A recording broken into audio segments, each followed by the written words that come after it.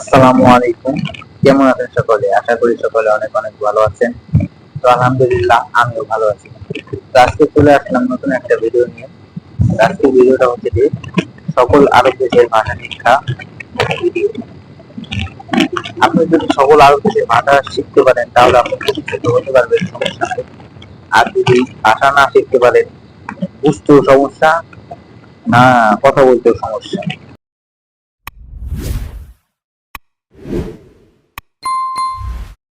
তো সকল আরব দেশের ভাষা শিখুন আর নিজেকে প্রতিষ্ঠিত করুন, কারণ ভাষা না জানলে কিছু বলতে পারবেন না এবং বুঝতেও পারবেন না। তো বিশেষ করে আপনার ভাষা শেখাটা কতটা জরুরি সেটা আপনি প্রবাসে আসলে অবশ্যই বুঝতে পারবেন। তো চলুন আজকে ভিডিওটা শুরু করা যাক। প্রথমে হচ্ছে আরবি। আরবিতে একটা বাক্য রয়েছে, আনা সুফ ইনতা। আনা সুফ ইনতা এর বাংলা হবে, আমি দেখছি তোমাকে। আনা সুফ ইনতা, আমি দেখছি তোমাকে। আনা এর অর্থ হচ্ছে আমি, সুফ এর অর্থ হচ্ছে দেখছি অথবা দেখা। ইনতা, ইনতা অর্থ তোমাকে অথবা তুমি। আনা সুফ ইনতা, আমি দেখছি তোমাকে। তাই রিপিট, আনা সুফ ইনতা এর অর্থ আমি দেখছি তোমাকে। এখানে আরো একটি বাক্য রয়েছে, ওয়েন রো ইনতা। ওয়েন রো ইনতা, ওয়েন রো ইনতা এর অর্থ হচ্ছে কোথায় যাও তুমি অথবা কোথায় যাচ্ছ তুমি। ওয়েন রো ইনতা এর অর্থ হচ্ছে কোথায় যাও তুমি। ওয়েন অর্থ কোথায়, আর রো অর্থ যাও অথবা যাওয়া, ইনতা অর্থ তুমি।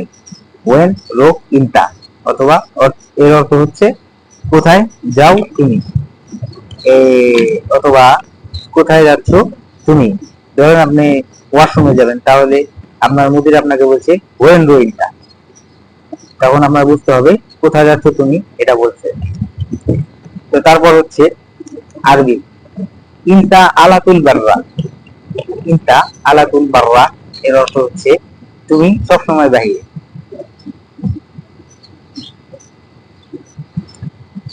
তুমি সবসময় বাহিরে। ইনতা আলাতুল বাররা এর অর্থ হচ্ছে তুমি সবসময় বাইরে। ধরেন আপনি কোথাও যাচ্ছেন, তখন আপনার মুদির আপনাকে বলছে ওয়েন রো ইনতা, এর অর্থ হচ্ছে তুমি কোথায় যাচ্ছ। তারপর আপনাকে বলতেছে যে ইনতা আলাতুল বাররা মানে তুমি সবসময় বাইরে, তুমি সবসময় বাইরে। ইনতা অর্থ তুমি, আলাতুল অর্থ সবসময়, বাররা এর অর্থ হচ্ছে বাহিরে। ইনতা আলাতুল বাররা তুমি সবসময় বাইরে, অথবা এটা বলতে পারে ইনতা আনা সুফ ইনতা আলাতুল বাররা, আমি দেখছি তুমি সবসময় বাইরে। ঠিক আছে, অথবা বলতে পারে যে ইনতা আলাতুল মিন্না মিন্না, ইনতা আলাতুল আলিবাবা, এটাও বলতে পারে। মানে আপনাকে বলতেছে যে আপনি সবসময় বাহিরে কি করেন। ইনতা আলাতুল বাররা এর অর্থ হচ্ছে তুমি সবসময় বাইরে। এটা কমন, এটা বেশিরভাগ মুদিরাই বলে, আমার মুদির আমাকে মাঝে মাঝে বলে, তাই আর কি আপনাদের সাথে শেয়ার করলাম। তো তারপর হচ্ছে আরবি, এটা মাফি কয়েস অথবা মাফি কয়েস চিন্তা, তুমি ভালো না। মাফি কয়েস এর অর্থ হচ্ছে তুমি ভালো না। মাফি অর্থ ভালো না, মাফি কয়েস অর্থ হচ্ছে ভালো না, আর ইনটা অর্থ হচ্ছে তুমি। মাফি কয়েস চিন্তা, তুমি ভালো না। তুমি আলিবাবা, ইনটা আলিবাবা মানে হচ্ছে তুমি থাকিবা, চিন্তা মিন্না মিন্না মানে থাকিবাজি করো। মাফি করে চিন্তা তুমি ভালো না। আদা নকল কারবান, এই লোকটা অনেক খারাপ। ঠিক আছে, এরকম নাকি। মাফি করে চিন্তা এর অর্থ হচ্ছে তুমি ভালো না। তো তারপর হচ্ছে যে আরবি, চিন্তা মুখ মাফি। চিন্তা মুখ মাফি অর্থ হচ্ছে তুমি বোকা, অথবা আমরা বাংলা ভাষায় যেটা বলি গালি দিই, বোকা।